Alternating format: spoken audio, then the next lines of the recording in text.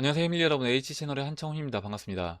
2020년 4월 10일 비트코인 및 암호화폐 방송을 시작하도록 하겠습니다. 먼저 댓글로 좋은 의견과 질문, 정보 공유해주신 분들에게 감사 말씀드리고, 오늘 순서는 지금 이제 미국 부채가 24조 달러를 돌파했습니다. 그래서 이제 그 부분에 대해서 기사와 같이 자료를 좀 살펴보도록 하고, 그리고 이제 베네수엘라, 아르헨티나 환율 차트랑 같이 주식시장 또 같이 이제 좀 비교를 하면서 이야기를 해보도록 할게요.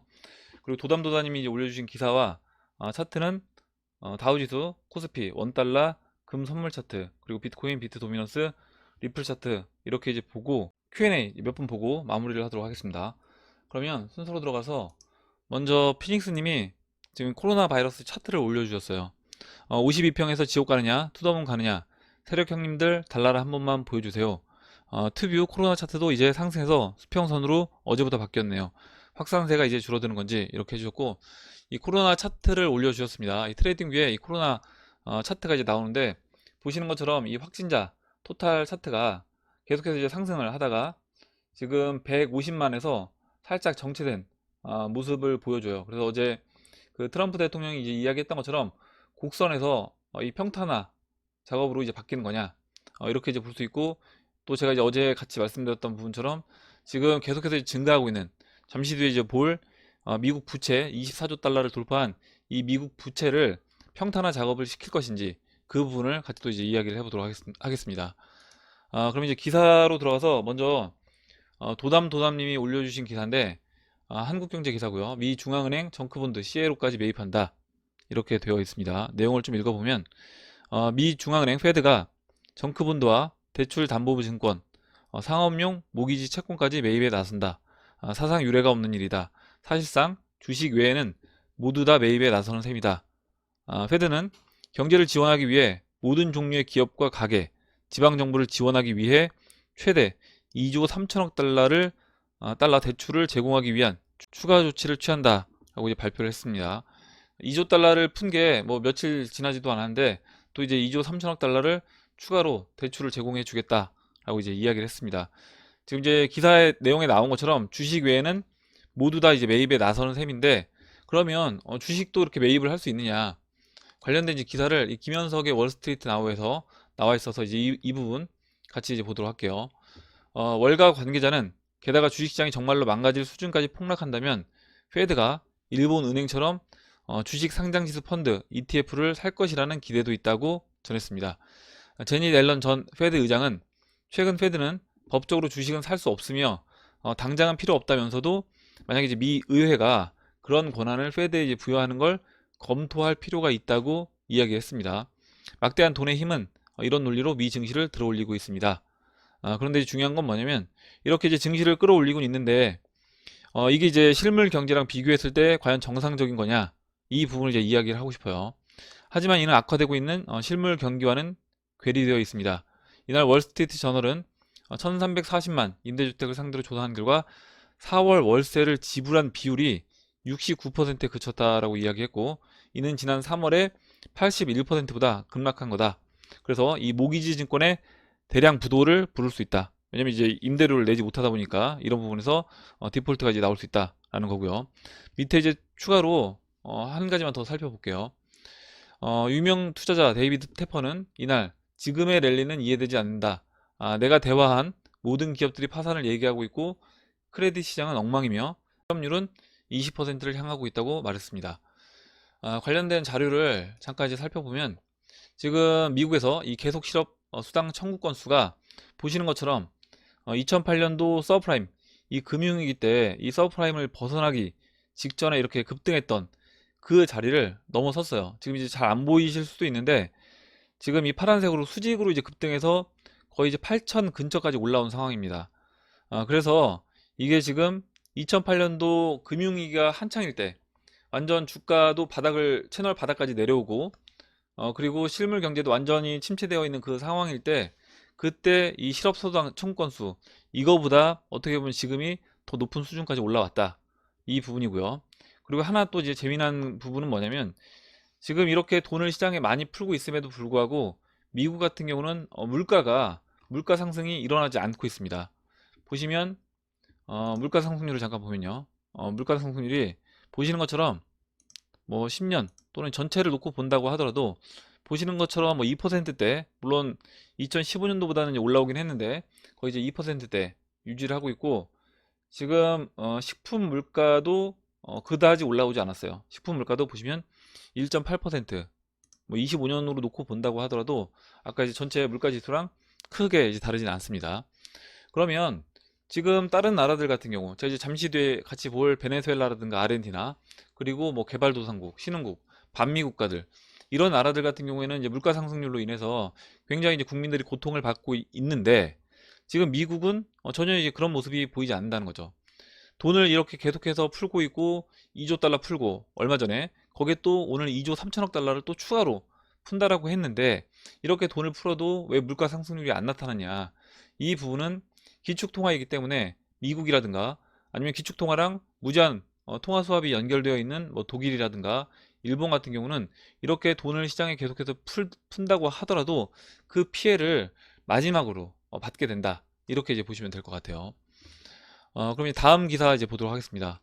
다음 기사는 미 3주 만에 실업자 1,700만 명, 페드 2,800조 추가로 돈 풀었다. 뭐 이제 비슷한 내용이긴 한데, 지금 실업자 수가 이렇게 아까 이제 차트에서 이제 보셨던 것처럼 계속해서 이제 늘고 있습니다. 지난번에 이제 뭐 660만 명이었는데 3주 만에 1,700만 명까지 이렇게 이제 늘어났다라는 것을 이제 볼 수 있고, 지금 이렇게 늘면서 미국 부채가 계속 증가를 했어요. 지금 관련된 이제 기사를 보면 4월 8일자 기사고요. 미국 국채 처음으로 24조 달러를 돌파했다 라고 되어 있습니다. 이게 이제 8일 날 24조 달러를 넘어섰는데, 제가 이제 어제 이제 확인했어요. 이 부분을.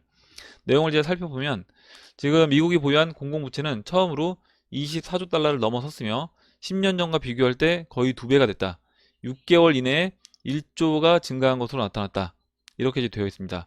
제가 이 부분을 이제 처음 체크했던 이 US 데트 클락, 이 나와 있는 이 미국 부채를 처음 체크했을 때만 하더라도 그때 이제 21조 달러에서 22조 달러 넘어가는, 그때 이제 체크를 했었는데, 지금 그때는 1년 정도 걸려서 1조 달러가 추가로 늘었는데, 지금 아까 이제 기사에서 보셨던 것처럼 6개월 만에 1조 달러가 이제 늘어났다, 이런 부분이고요. 계속해서 이제 돈을 풀고 있는데 그 돈이 과연 어디서 나오느냐?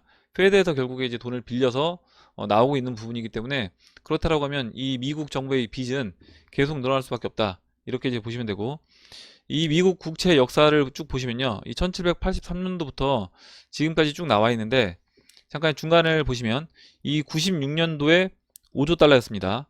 그리고 12년 뒤인 2008년도에 10조 달러였어요. 부채가 10조 달러였고, 그 다음에 9년 지나서 이 10조 달러에서 20조 달러로 늘어났습니다. 그래서 보시면 5조에서 10조 달러로 2배 늘어나는데 지금 12년이 걸렸고요. 그리고 다시 10조 달러에서 20조 달러로 늘어나는데 9년이 걸렸습니다. 그래서 이제 기간이 단축되면서 점점 이 금액이, 빚이 기하급수적으로 지금 늘고 있다, 이런 부분을 이제 볼 수 있고, 이 부분을 차트로 이렇게 잘 표시를 했는데, 보시면 이게 이제 기간이 1790년도부터 2000 지금 30년도, 여기가 이제 2030년도고요. 이 이후는 그 이후를 이제 예상해서 그린 겁니다. 지금 이 점선으로 표시된 이 이후는 이제 예상으로 보시면 되는데, 지금 미국에서 제가 이제 계속 말씀드리는 게, 지금 이제 리셋을 해야 된다. 리셋을 하지 않으면 어차피 미국은 이제 파산할 수밖에 없다, 이렇게 이제 말씀을 드리고 있는데, 그 부분이 이 차트에 전 잘 나와 있다라고 봅니다. 이게 이제 GDP 대비 미국 부채 이제 퍼센티지인데, 보시면 세계 2차 세계대전 때 보시는 것처럼 이 100%를 넘어선 모습을 이제 볼 수 있습니다. 그래서 2차 세계대전이 지나면서 미국에서 이제 어쩔 수 없이 그 브레튼 우주 체제로 넘어가면서 금 1 온스당 35달러로 이렇게 이제 고정을 해버렸다. 이 부채를 정리하기 위해서 그와 같은 정책을 폈다라고 이제 보시면 되고, 지금도 마찬가지로 지금 이제 2010년도, 2030년도 이 사이, 현재 2019년, 2020년도니까요. 이 사이라고 이제 보시면 지금 부채가 이와 같이 이제 기하급수적으로 늘어나고 있습니다.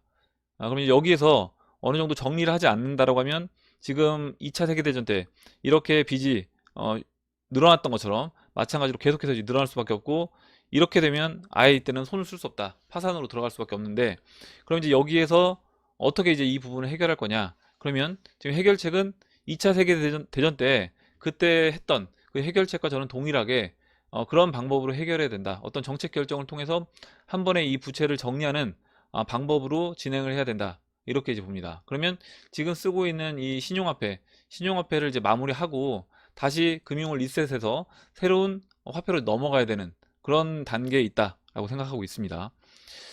이렇게 보고 지금 이제 이 부분에서 계속해서 이제 부채가 증가되기 때문에 이번 기회에 이제 정리를 해야 된다. 이렇게 이제 보시면 될 것 같고, 이 US 데트클락 이 사이트에서 한 가지 더 추가로 이제 말씀드리고 싶은 건 뭐냐면, 지금 이제 밑에 보면요, 이 US 토탈 내셔널 에셋이라고 있고요. 이게 단위가 지금 억, 10억, 100억, 1000억, 조, 10조, 100조입니다.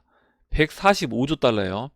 145조 달러고, 여기 이제 US 언펀디드 리어빌리티, 이게 이제 뭐냐면 미상환 부채라고 보시면 돼요. 그럼 아직 갚지 못한 부채인데, 이게 이제 지금 145조 달러고요. 137조 달러로 되어 있습니다. 특이한 건 뭐냐면 이 미국 자산은 줄고 있어요. 보시는 것처럼 계속해서 이 단위가 줄고 있습니다. 7, 6으로 줄고 있고요. 지금 이 미상환 부채 같은 경우는 계속해서 이제 늘고 있습니다. 근데 지금 145조 달러, 137조 달러, 한 8조 달러 정도 차이가 나는데요. 8조 달러. 지금 미국에서 이번에 돈을 푼 게 2조 달러 풀었고, 또 이제 2조 3천억 달러 푼다라고 했어요. 그럼 이제 이 8조 달러 차이 나는 부분, 이 부분도 얼마 남지 않았다. 이렇게 이제 보고, 만약에 이 미상환 부채가 미국 자산, 이 145조 달러를 넘어가게 되면 뭐 미국이 뭐 파산한다. 제가 미국 파산이 어떻게 결정이 되는지는 정확하게 모르겠지만 뭐 그렇게 이제 이야기하는 분들이 있었습니다. 그래서 지금 이 여유 자체가 미국이 만약에 그런 기준으로 파산이 된다라고 하면 그 파산으로 가기 위해서 남아있는 그 시간이 많지 않다. 이렇게 이제 보고 있고, 지금 계속해서 이 코로나 위기로 인해서 돈을 풀어낸다. 그리고 그 풀어낸 돈이 뭐 그 몇 조 달러 단위로 계속해서 이렇게 돈을 푼다라고 하면 이거는 뭐 순식간에 이 145조 달러를 넘어설 수도 있겠다. 이렇게 이제 보고 있습니다. 그러면 다음으로 이제 베네수엘라 그 통화랑 아르헨티나 통화를 잠깐 이제 보도록 할게요. 제가 최근에는 안 봤었는데, 베네수엘라 이제 볼리바르, 지금 그 달러 대 볼리바르 차트입니다. 보시는 것처럼 계속해서 이 볼리바르 약세로 올라갔어요. 약세로 올라갔고, 지금 최근에 2019년도 1월달 이때 보면 1월달만 하더라도, 2019년도 1월달만 하더라도요, 이때만 하더라도 저 차트가 이제 안 나오는데, 이때만 하더라도 240이었습니다. 1달러가 240 볼리바르, 1달러가 240 볼리바르였는데 지금 이제 얼마까지 올랐냐면 1달러가 지금 10만 727 볼리바르까지 또 올라간 거예요. 그러니까 2019년도 1월달, 뭐 2020년도 지금 4월달, 한 1년 3, 4개월 만에 지금 600에서 10만까지 또 이렇게 화폐 가치가 떨어졌다. 이 부분을 보시면 되고, 뭐 그 이전은 말할 것도 없습니다. 그 이전은 이제 표시가 안 될 정도인데, 보시면 원래 한때는 1달러가 1 볼리바르였던 적도 있다고 제가 이제 말씀드렸는데, 그 전에 화폐 단위, 이게 화폐 개혁을 통해서 얘네가 지금 보시는 것처럼 2000 그 전으로 넘어가면 단위가 0.00 이렇게 단위로 넘어가요, 이게. 그래서 아예 표시가 안 되는 것처럼 수평으로 이제 나오는데, 이렇게 이제 화폐 개혁을 했음에도 불구하고 지금 보시는 것처럼 이렇게 계속해서 돈을 찍어내면 찍어낼수록 볼리바르 약세로 지금 가고 있습니다. 이거는 이제 아르헨티나도 똑같이 이와 같은 현상이 벌어지고 있어요. 지금 이제 아르헨티나 페소, 아르헨티나 페소인데요. 달러 대 아르헨티나 페소인데, 보시는 것처럼 물론 이제 그 베네수엘라보다는 좀 덜합니다. 덜한데 이 아르헨티나도 뭐 크게 다르지 않아요. 보시면 2008년도에 2008년도 금융위기 때만 하더라도 한 1달러가 2.9 페소였어요. 아르헨티나 페소. 근데 지금 이게 64 페소까지 올라왔습니다. 그러면 뭐 3이라고 하더라도 1달러가 3페소라고 하더라도 거의 이제 20배, 20분의 1토막 난 거죠. 20분의 1토막 났고, 그 전으로 가면 마찬가지입니다. 아르헨티나도 한때는 이제 1달러가 1달러가 1페소도 안 됐던 적도 있어요. 그런데 지금 이와 같이 이렇게 화폐 가치가 떨어지고 있다. 근데 이제 재미난 건 뭐냐면, 이런 나라들이 주식시장 같은 경우는 그렇지 않다라는 겁니다. 지금 이렇게 화폐 가치 떨어지고 경제가 완전 폭망했는데, 주식시장은 보시는 것처럼 이제 베네수엘라 주식시장은 이렇게 올라가고 있다라는 거죠. 이렇게 이제 올라가서 오히려 이제 급등하는 모습을 볼 수 있습니다. 뭐 신고가 갱신하고 계속해서 이제 상승해주는 이런 모습을 볼 수 있어요. 아르헨티나는 약간 다르긴 한데, 아르헨티나 주식시장 같은 경우는 상승했다가 변동성 크게 해서 이제 확대되는 그런 모습을 볼 수 있습니다. 지금 아르헨티나 보시면 이렇게 계속해서 이제 12년도, 그러니까 아르헨티나 페소가 계속 약세로 들어가는데 주식시장은 이렇게 계속 올라가는 거죠.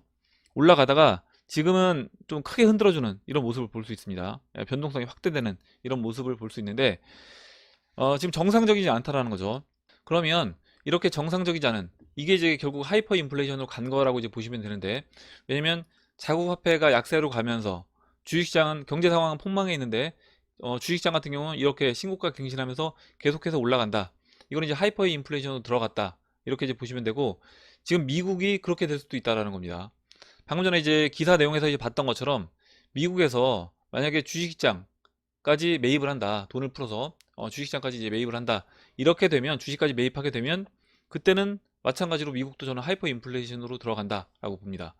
그러면 지금 결국에 통화는 이제 상대적인 건데, 방금 전에 봤던 아르헨티나 페소, 그리고 방금 전에 봤던 베네수엘라, 그리고 베네수엘라 볼리바르, 이런 화폐들을 보면 달러 대비해서 약세로 가고 있다라는 거죠. 그럼 이제 우리가 투자하고 있는 저는 암호화폐도 마찬가지라고 봅니다.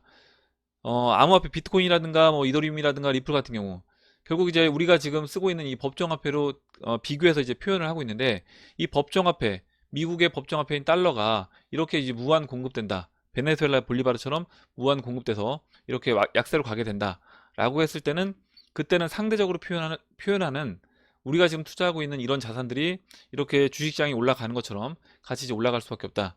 이렇게 이제 보고 있고, 근데 이제 이거는 저는 최악이라고 보는 거죠. 왜냐면 이렇게 이제 아르헨티나라든가 베네수엘라 국민들이 과연 그러면 그 삶의 질이 좋냐? 빈부격차는 극도로 이제 심해져 있고, 물론 그 나라에도 잘 사는 사람들은 있을 겁니다. 당연히 이제 미리 달러라든가 금이라든가 이런 부분을 확보해 놓은 사람들은 오히려 떵떵거리면서 편하게 살고 있겠죠. 뭐당 간부라든가 뭐 군부 세력, 이런 그 지도층들이 될 수 있을 것 같습니다. 이거는, 근데 이제 이렇게 됐을 때는 나머지 국민들 같은 경우는 굉장히 이제 어려움을 겪을 수밖에 없고, 만약에 이제 미국 달러가 이렇게 이제 돈을 계속 풀면서 주식시장까지 끌어올려서 하이퍼 인플레이션으로 가게 되면, 그때는 전 세계, 우리나라 포함해서 뭐 미국도 어려워지는 것이기 때문에 전 세계 국민들이 모두 이제 힘들어질 수밖에 없다. 전 세계 사람들이 모두 굉장히 어려운 그런 상황으로 들어갈 수밖에 없다. 이렇게 보고, 그 전에 조치를 취할 것으로 이제 보고 있습니다. 그 전에 이제 조치를 취하기 위해서 트럼프 대통령이 어떻게 보면 이제 큰 소리 치면서 계속해서 이제 돈을 갖다 쓰는 건데, 이 부분에 한 번에 이제 정리를 할 계획을 갖고 있기 때문에 저는 페드에 계속해서 돈을 요구해서 돈을 지금 풀고 있는 게 아닐까, 이렇게 이제 보고 있어요. 이렇게 이야기를 드리고 그러면 이제 차트로 들어가서 차트를 보도록 하겠습니다. 먼저 다우 지수 보도록 할게요. 다우 어제 이제 그 페드에서 이렇게 돈을 풀겠다 이야기가 나오면서 상승을 해줬는데, 상승 힘이 뭐 돈 푸는 거에 비해서는 뭐 크진 않습니다. 물론 이제 나중에 페드에서 그 의회를 통해서 주식 매입까지 가능하게 이제 바꾼다라고 하면, 아까 봤던 그 베네수엘라라든가 아르헨티나 주식시장 차트처럼 이렇게 이제 급등해서 뭐 신고가 넘어갈 수도 있습니다.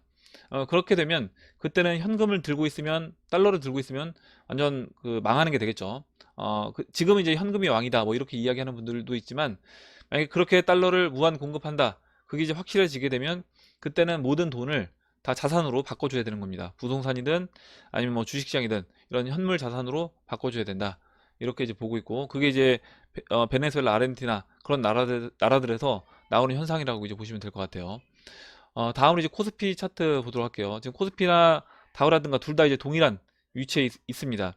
근데 그 시장에 유동성 공급하는 거에 비해선 힘이 약해요. 힘이 약하고, 지금 50일 이평선 내려올 때까지 더 올라갈 생각이 없어 보입니다. 아니면 이제 시장에서 어떤 정책을, 뭐 극단적인 정책을 내놓는다라고 하면 그때는 조금 더 올라갈 수 있겠지만, 지금 51 이평선 내려올 때까지 여기서 약간 기다려주는 그런 모습이고, 51 이평선을 넘기는 좀 쉽지 않아 보여요. 코스피 같은 경우는 제가 지난번 말씀드렸던 지금 이 1900까지 주지 않으려는 그런 생각으로 이제 보입니다.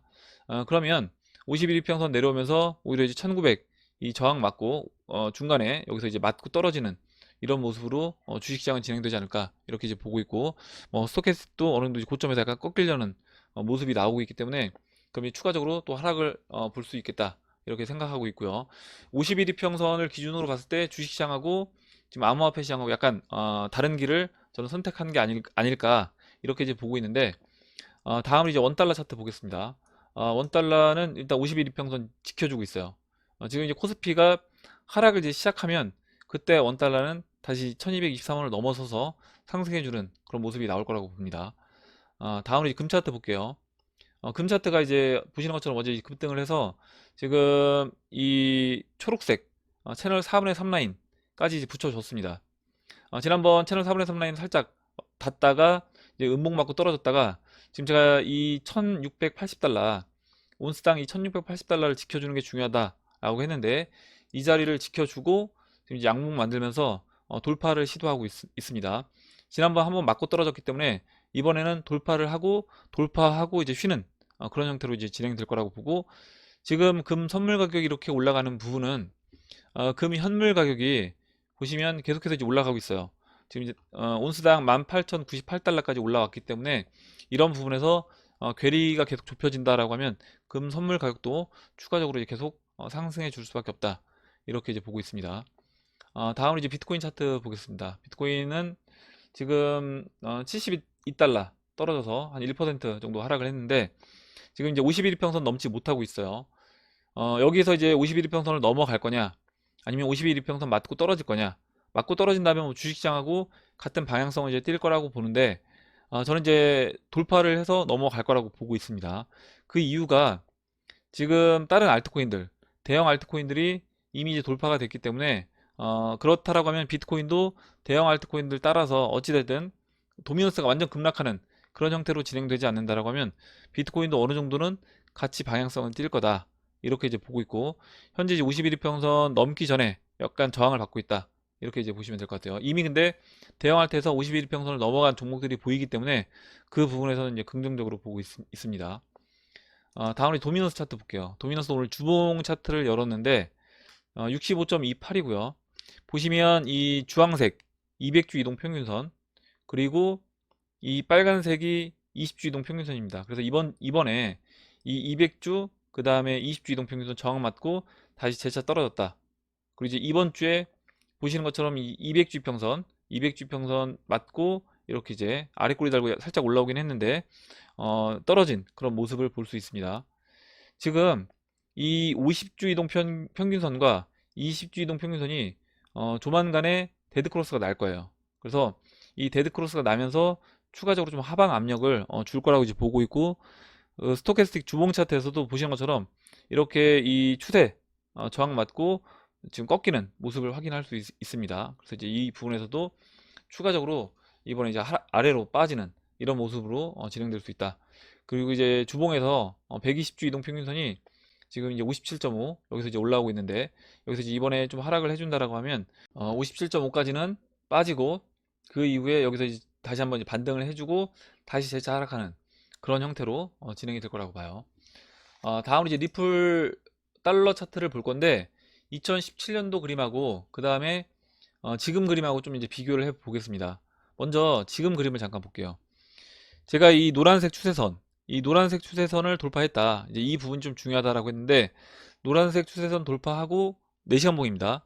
4시간 봉에서 지금 보시면 이렇게 수렴하는 모습을 볼 수 있어요. 거의 이제 수렴 끝자락까지 와 있다라고 볼 수 있는데, 이렇게 이제 수렴하고 있는 모습을 볼 수 있고, 지금 20, 50, 그 다음에 이제 120, 200 골든 크로스 만들어졌고, 362평선은 위에 있습니다. 그리고 이 노란색 추세선 돌파한 상태고요. 지금 2017년도 이 노란색 추세선 돌파했던 이 부분을 잠깐 볼게요. 지금 노란색 추세선 돌파한 다음에 이때도 마찬가지로 이렇게 수렴을 했습니다. 수렴을 했고, 여기서 보시면 20, 50, 120, 그 다음에 360, 200이에요.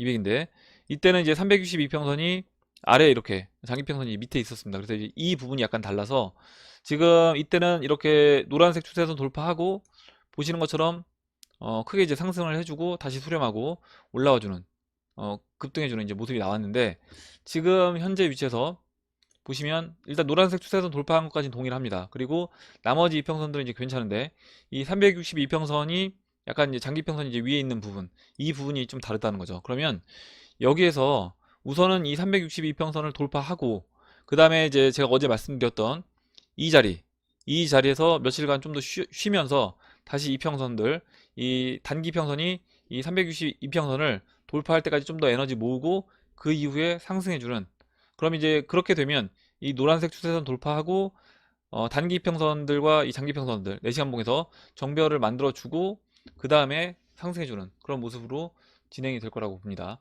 제가 오늘 이제 비트코인 차트랑 비슷한 부분을 좀 이야기를 해 드리려고 하는데, 지금 비트코인 차트, 지금 그 리플 차트를 봤을 때 제가 2019년도 4월달 이 모습과 지금 리플 차트 이 모습과 비슷한 관점에서 보고 있다 라고 이제 말씀드렸고, 지난번에 이렇게 돌파했어요. 이게 이제 비트코인으로 이야기하면 4월 2일에 돌파했던 그런 모습이라고 하면요, 지금 이 자리가 되겠죠. 이 자리 4월 2일에 이렇게 돌파하고 그 이후에 다시 이렇게 횡보를 했습니다. 여기 장기평선 넘기 전에 이렇게 지금 횡보를 했는데, 이 횡보했던 자리, 이 기간이 4월 2일부터 보시면 5월 4일까지 한 달 정도 이 기간을 보냈어요. 한 달 정도 이 기간을 보내고 그 이후에 3파, 4파 조정, 그다음에 5파 상승을 했습니다. 그러면 현재 위치에서 봤을 때 지금 이제 아직 이 라인을 돌파하진 않았어요. 그 244원 자리를 돌파하진 않았는데 이 자리도 조만간에 이제 돌파가 될 거라고 봅니다. 그 이유는 스텔라로멘 차트 보시면 지금 이제 다시 맞고 떨어진 모습인데, 이 부분은 이제 돌파를 시키고 전 눌러줬다라고 봅니다. 물론 다시 이제 안쪽으로 들어와서 빠르게 이제 회복해주는 모습이 나와줘야 되는데, 잠깐 좀 확대해서 볼게요. 지금 보시면 지금 스텔라루멘 같은 경우는 지금 리플로 이야기했을 때 244원 자리, 이 자리가 스텔라루멘은 뭐 61.5원 자리로 이제 보시면 될 것 같고, 이 라인을 이렇게 4시간 봉에서 완전히 돌파했다가 지금 이제 음봉 맞고 다시 떨어지고 있습니다.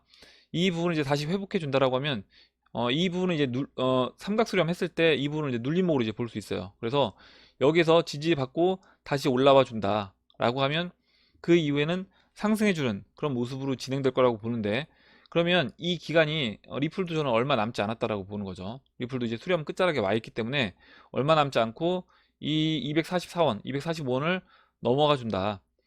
그러면 지금 이제 이 기간이 4월 6일부터 지금 4월 10일, 뭐 만약에 오늘 중에 넘어간다, 245원을 넘어간다 라고 하면 한 뭐 5일 정도, 4일 5일 정도 되는 겁니다. 그러면 이게 이제 한 달, 그 비트코인으로 봤을 때 한 달 정도 기간으로 이제 카운트 할 수 있고, 그 비율대로 이제 따져보면 지금 비트코인 그 이후에 2달 동안 6월 말까지 상승을 해줬어요.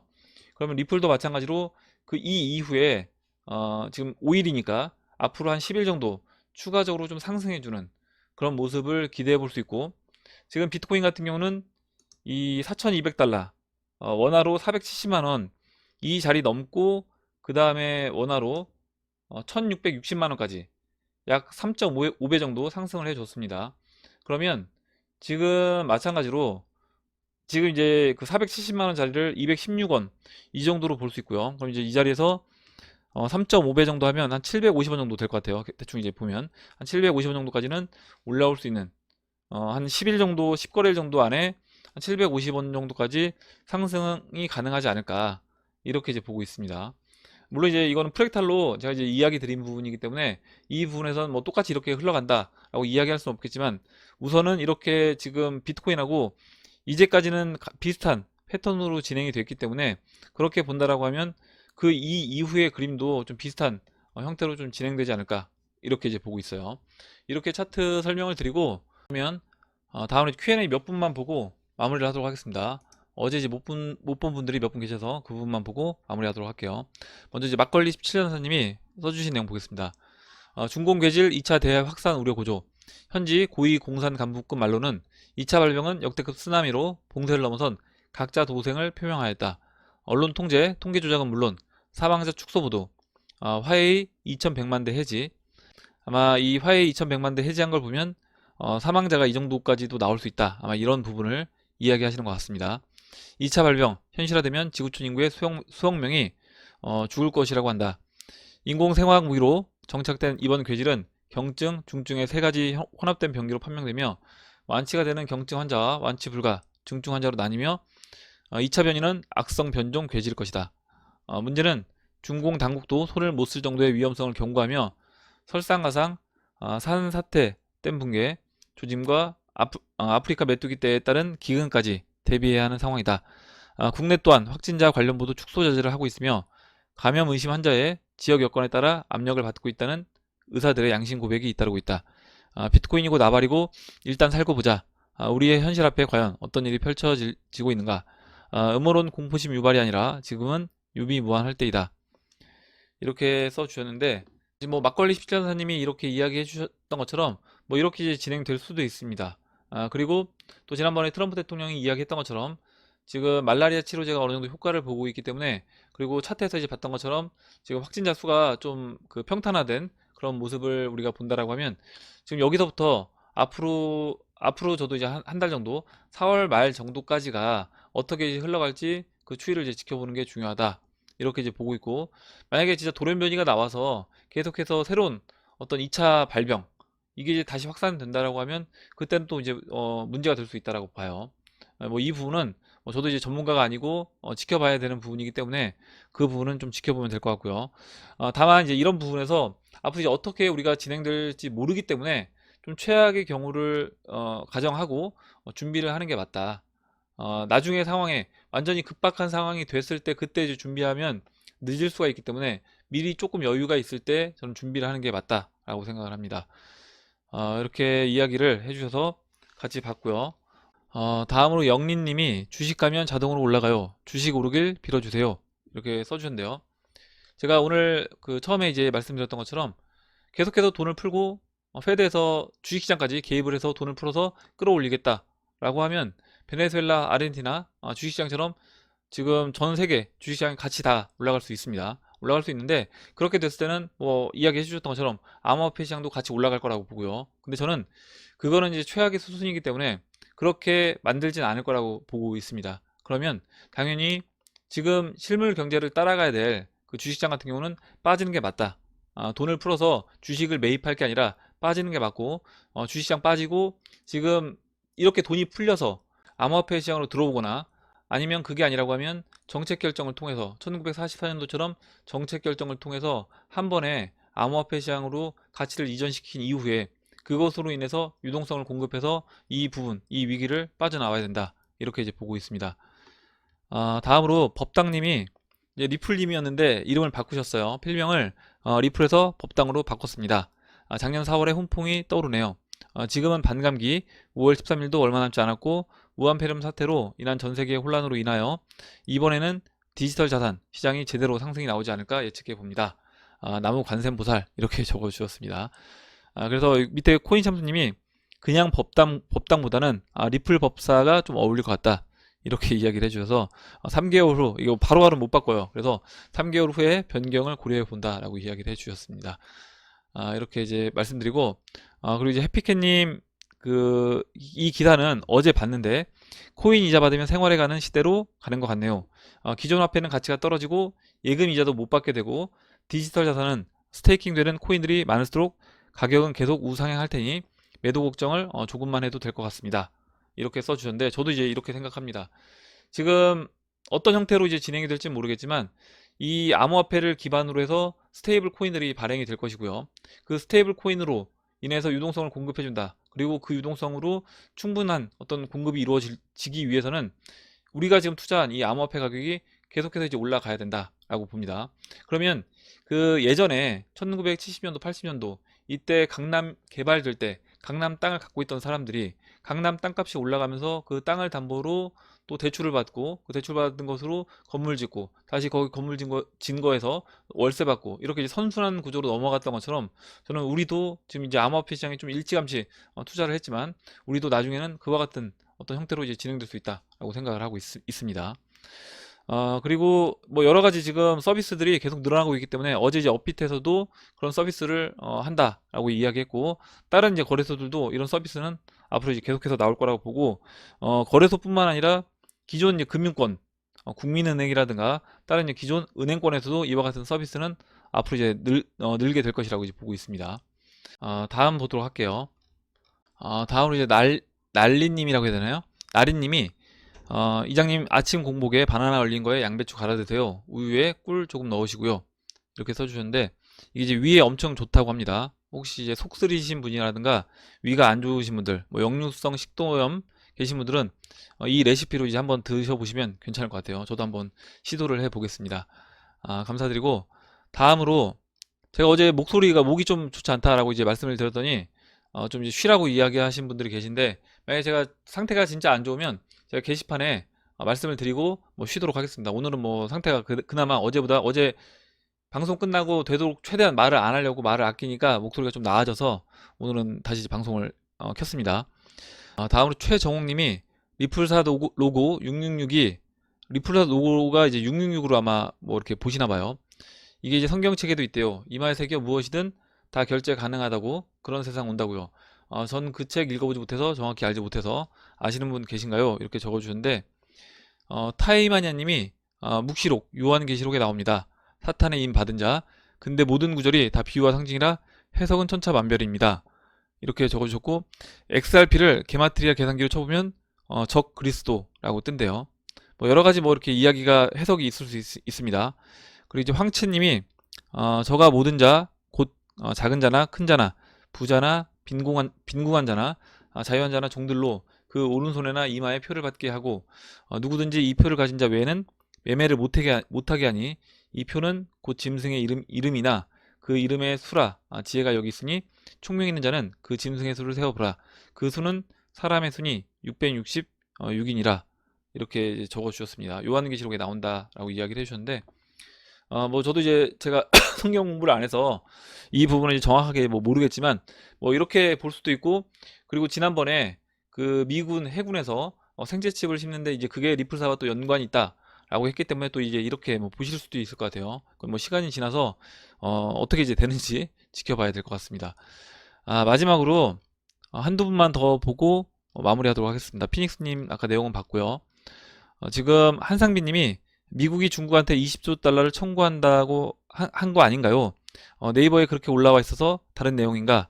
이거 적어주셨는데, 아마 이제 이 부분은 그 이번에 이제 코로나 바이러스로 인해서 그 피해 보상 금액으로 20조 달러를 청구한다, 이런 이야기가 있었던 거고, 제가 이제 이 영상에 이야기했던 거는 중국에서 지금 이제 위조 달러를 20조 달러를 발행을 하려고 한다, 그 이야기를 이제 드렸던 겁니다. 약간 내용이 달라요. 이렇게 보고, 그리고 이제 라디오 생각님이 빗썸 이용 중인데 거래소는 어디로 하면 좋을지 여쭤봐도 될까요? 이렇게 이야기 해주셨고요. 밑에 이제 법당님이 빗썸하고 업빗을 사용한다. 그리고 코인원은 거래량이 좀 적다, 이렇게 이야기 해주셨는데, 우선 우리나라 네 개 대형 거래소는 업비트, 빗썸, 코인원, 코빗, 이렇게 이제 보시면 되고, 뭐 어디 거래소를 제가 추천해 드리기는 좀 어려워요. 왜냐면 거래소별로 일단 저 같은 경우는 좀 분산해 놓는 게 좀 좋아 보인다.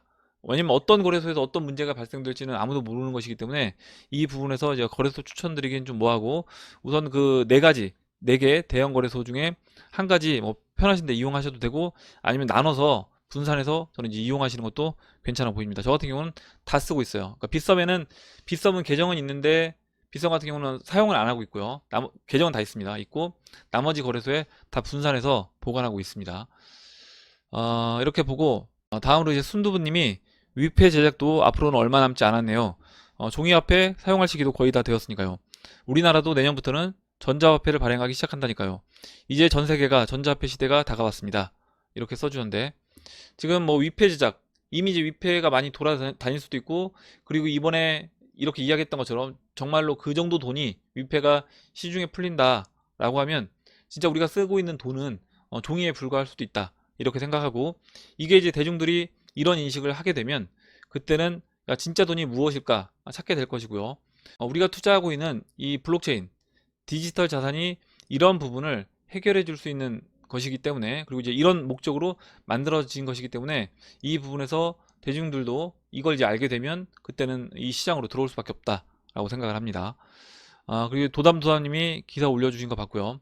마지막으로 최부자TV님이 적어주신 내용 보고 마무리를 하도록 하겠습니다. 신문보다 EBS 1시간 먹통, 수업 영상으로 듣기, 회사 인터넷으로 회의, 강의 영상 보면서 게임 등등. 정말 블랙아웃 올 것 같다는 느낌이 오네요. 이렇게 이제 적어주셨는데, 지금 뭐 우리뿐만 아니라 전 세계적으로 밖을 이제 나가지를 못하다 보니까 회의도 화상회의, 그리고 수업도 원격으로 이제 화상으로 이제 인터넷 수업을 듣게 되고요.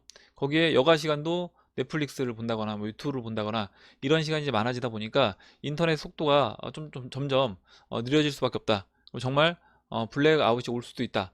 이렇게 이제 이야기를 해주셨고, 블랙아웃이 온다라고 하면 지난번에 이제 봤던 것처럼 블랙아웃 그 다음 단계로 넘어가서 진짜 트럼프 대통령이 어떤 정책 발표가 있지 않을까, 그런 부분도 기대를 해봅니다. 예, 오늘 여기까지 하고 마무리하도록 할게요. 오늘 나온 얘기 중에 여러분들 궁금하신 내용, 같이 이야기하고 싶으신 의견, 정보 있으시면 올려주시면 같이 이야기해보는 시간을 가져보도록 하겠습니다.